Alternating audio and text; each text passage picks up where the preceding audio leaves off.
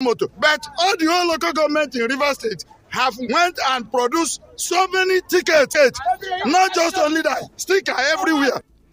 Earlier, one of the protesting drivers told our correspondent that 3 of the commercial drivers were arrested by security operatives during the protest, which started in Rumokoro but was extended to Rupoku parts of the city. He called on the authorities to intervene, insisting that the protest was peaceful. The secretary of the Drivers' Welfare Association, Aloha Coleman, spoke on this.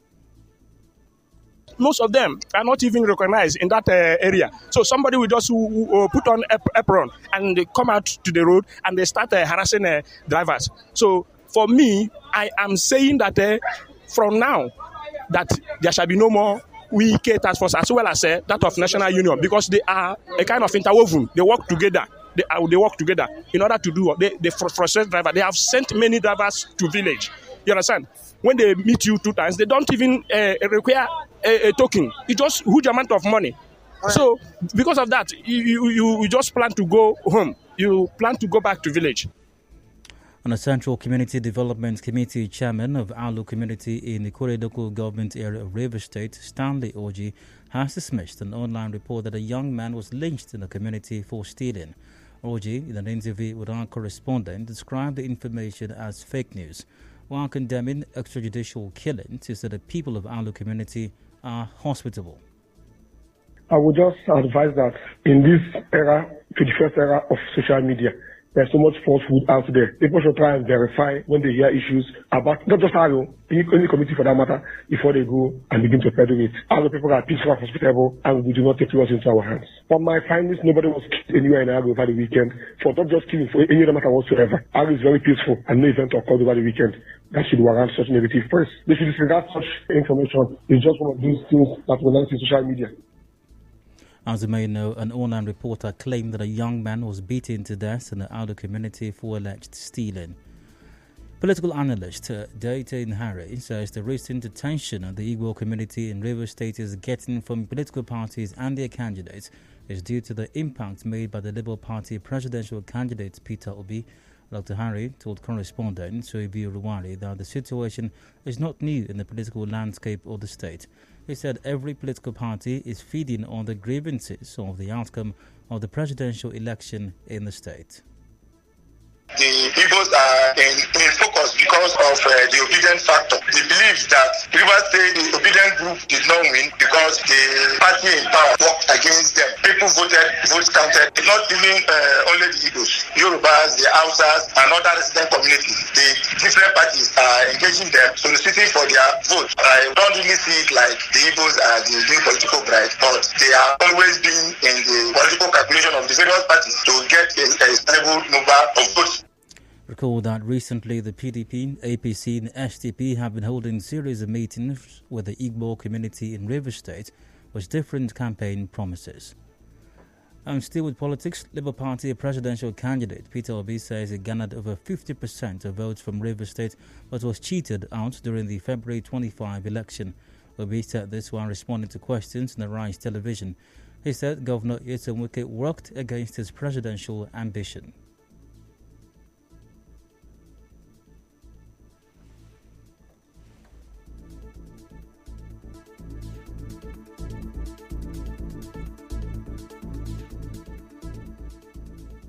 In Rivers, where you know that the governor came out against me, is everything. I said, if the real vote of Rivers were counted, Ruben I won. I have over 50-something% of the vote. The other two parties were sharing the order. And it was, I won in Asoro. So, will you say it's rigging? Which machinery do I have to rig? I have no councillor, I have no local government chairman, no this thing. I'm not in control of police. I don't even know any DPO. So which machinery will I use to rig?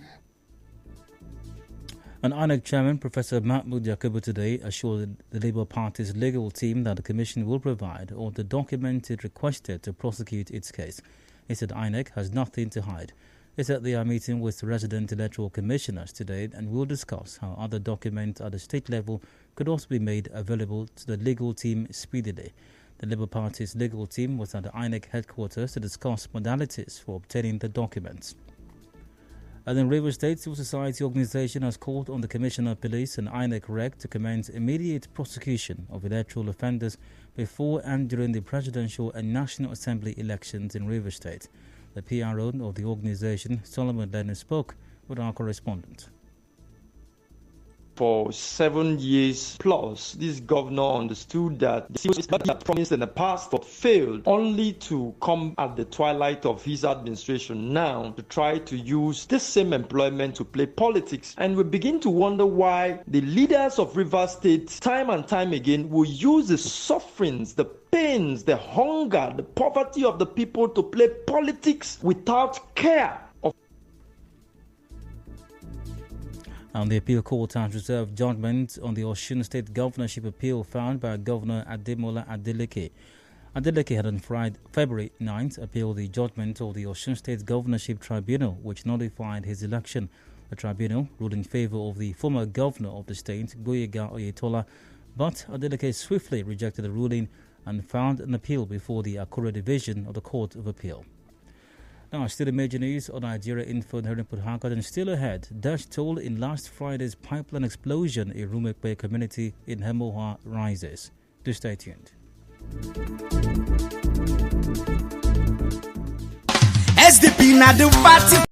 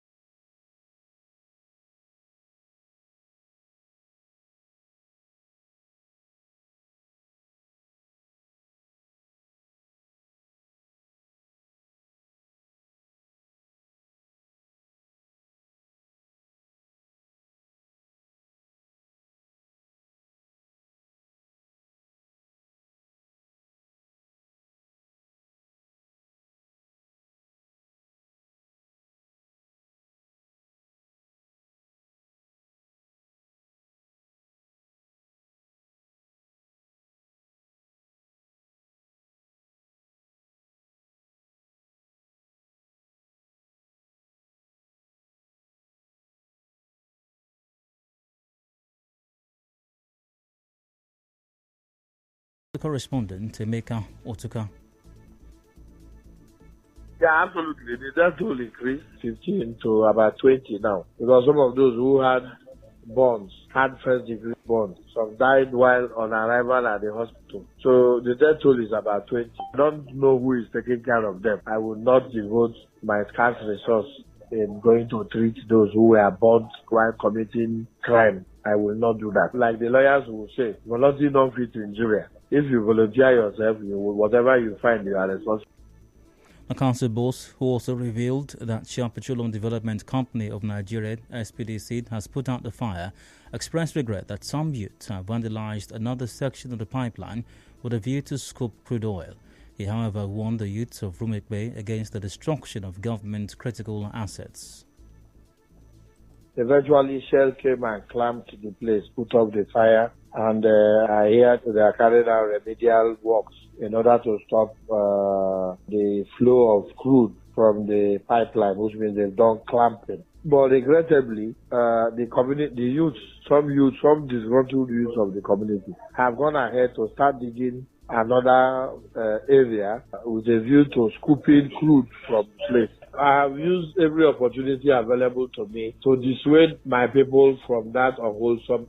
I have told them that you don't dig a hole to cover another hole. Agreed that the economy is biting, but destroying critical infrastructure in our locality will not bring about the desired change. As you may know, at least 12 persons were said to have burned to death following a pipeline explosion in Rumik Bay community in the Emohua local government area of Rivers State, which police said preliminary investigation indicates that the victims were scooping crude product on the site caught fire. But the CDC chairman of Rumik Bay community, Chukwudi Ibe, exonerated the people of Rumik Bay community from the illegal oil activity. And the 2023 mock UTME, earlier scheduled for Thursday, March 16, 2023, has been postponed to Thursday, March 30, 2023. In a statement today, JAB noted that the postponement is partly due to the change in the date for the governorship and state assembly elections. The main UTME is scheduled to hold between... Now the business news. A commercial bank in GRA in Port Harcourt has been accused of using police to disperse angry customers today. The customers say they had queued at the bank since 5 a.m, but the bank staff only attended to those they knew, which sparked outrage. Now, this is coming more than 1 week after the Supreme Court order directing that the old notes be used till December. Take it away with the entertainment news. Popular Nollywood actress Tonto Dike has called out some women for criticizing a Kenyan lady who claimed to have given birth for Cubana chief priest. Tonto Dike ridiculed women for judging the lady and calling her names. Online media platforms recently reported a story of a Kenyan woman who claimed to have given birth for Cubana chief priest.